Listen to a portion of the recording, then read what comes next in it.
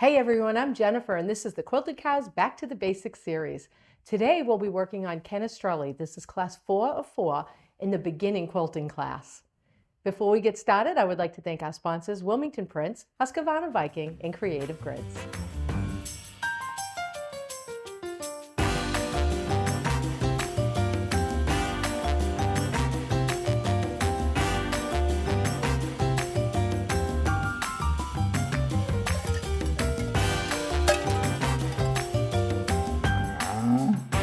In your last class, we went over piecing your quilt top together and adding borders. This is what you should have. This quilt is wicked pretty.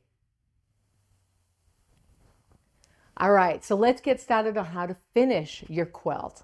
So you have different options on finishing your quilt. You can send it off for finishing to a long arm quilter. They have a big machine that sits on a frame and they quilt it for you, or you can quilt it yourself. But today I'm going to show you how to quilt it at home. All right, so let's take a look at what I've done. I've got this little mock-up here for you just because I didn't want to work on such a large quilt in this small space. All right, so you will need your backing fabric and you're going to need your batting, and then you have your quilt top. Now, the batting and the backing need to be larger than the quilt top. Now, to hold all your layers together, you'll need to baste all the layers so that they don't move. The first thing you need to do is find a large flat surface to work on. Lay your backing fabric wrong side up. All right, you'll see right here I have this wrong side up. And make sure that, again, it has to be larger than your quilt top. Then we will place the batting on top of the backing. Then add your quilt top right side up. Make sure all layers stay flat. You can spray baste again and add some basting pins too. So let me show you. So I like to use 505 spray, and usually what I would do is I would spray baste and also use pins. So we've got the spray basting, we also have the fusing powder. So spray baste, fusing powder, and also we've got these curved basting pins. Let me place one down here so you can see the little curve on that pin. So these do come in. We have containers of these also where you get like 100 of them. Depending on the size of your quilt will determine how many pins you need. So what you're going to do is spray baste or use your powder depending on if you want the fumes in your house or not. And then you're going to layer all of them just like that.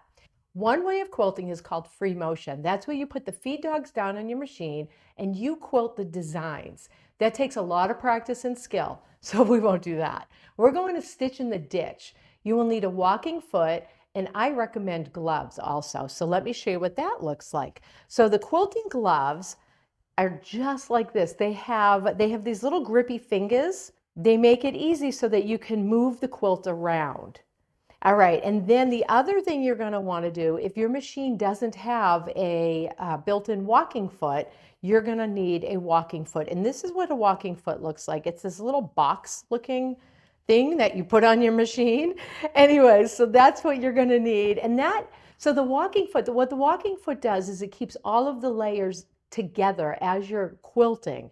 So like I said, we're going to stitch in the ditch. So stitching in the ditch with all 3 layers, you're going to want this. Now, if you were going to put your feed dogs down, that takes a different type of foot, and the free motion is a whole lot different than stitching in the ditch. All right, so let me show you guys how to stitch in the ditch now. So after everything is basted and all of your layers are ready to go, so again, it is your backing fabric right side down, your cotton batting or poly batting, whatever you choose to use, is right in the middle, and then you have your quilt top right side up. You're going to go ahead and bring this over to your machine. Again, your walking foot will already be installed on your machine. Now, to stitch in the ditch, let's go ahead and walk over here.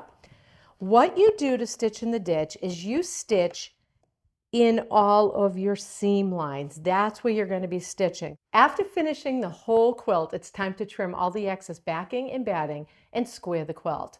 So you're going to have to go ahead and remove all of your pins. To square, use a large ruler and start at a corner. And then just work your way around the quilt, making sure that whatever measurement that border may fall in or The blocks may fall in. Try to keep it consistent all the way around the quilt. All right, guys, so that's what you're going to do. You're going to trim everything, all of the excess off, and then it's time for the finishing touch, adding the binding. I'm going to hand you off to Reese for machine binding. You can check out her tutorial right here on our channel. All right, guys, you have done it. You've made your first quilt top. Congratulations. All right, hope to see you back here for more tutorials. Thanks. All right, you wicked cool quilters, you made it to the end. Good job. Don't forget to follow us on Facebook. Also, like and subscribe to our channel. We would like to thank our sponsors, Husqvarna Viking, Wilmington Prints, and Creative Grids.